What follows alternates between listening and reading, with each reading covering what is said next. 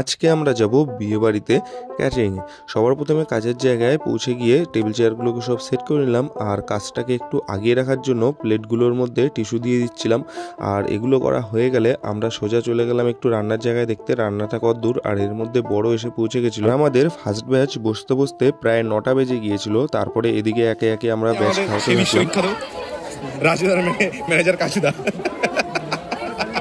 খা এবার খা এবার খা খা। ব্যাচটা একটু লেট করে শুরু হওয়ার কারণে আমাদের পরপর সবগুলো ব্যাচই ফুল হয়। আর এদিকে দেখো সব ছেলেবেলে এরাই আজকে কাজ করছিল। ব্যাচ খাওয়ানো কমপ্লিট হয়ে গেলে বাইরের দিকে চলে আসলাম বিয়ে দেখতে।